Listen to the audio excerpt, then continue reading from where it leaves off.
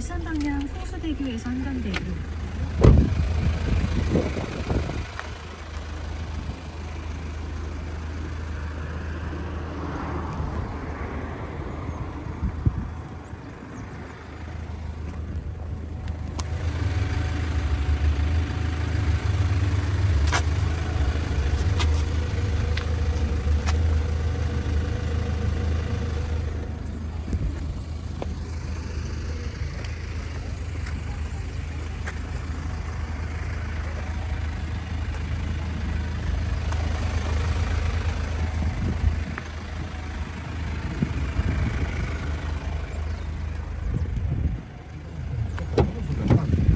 어서 오십시오. 안녕하세요.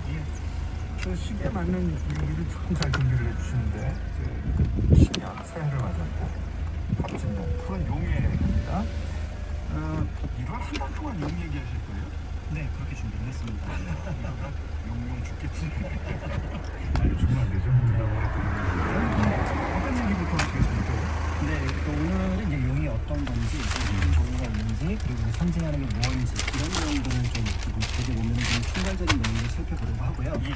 다음 시간부터는 이제 중요한 역할을 하거든요. 불교 속의 용, 그리고 이제 우리 문화유산에서 구체적으로 살펴볼 수 있는 용과 관련된 문양, 어떤 상징 이런 것들을 각각 나눠서 좀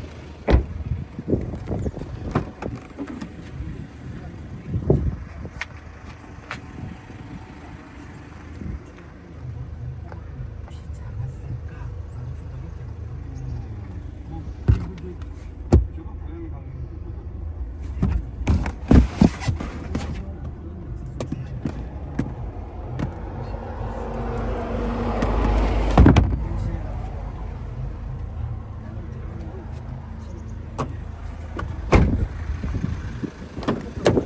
나중에 이제 정조임금께서 미국 위가 썼던 벽을 직접 시를 지어서 썼는데 여기 이제 19절 가운데 용이 하늘로 다시 돌아갔다 이런 표현을 씁니다. 그러니까 여기에서 용은 이제 굉장히 탁월한 민요를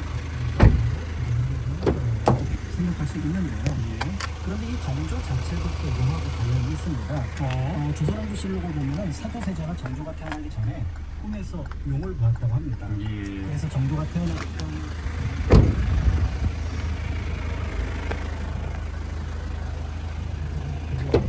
용 그림이 걸려 있었다. 이런 기록도 남아 있습니다.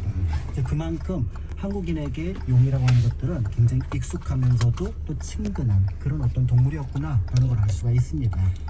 실제 하지 않는 동물인데 참 대단합니다. 상서롭기까지 하고. 그렇죠. 뭐 실제 하지 않는 것 중에 뭐 얘기 가끔 나오는 게 뭐 유니콘이라든지 이런 게 없지는 않지만 세상에 참 대단하구나. 그러면서 사람들이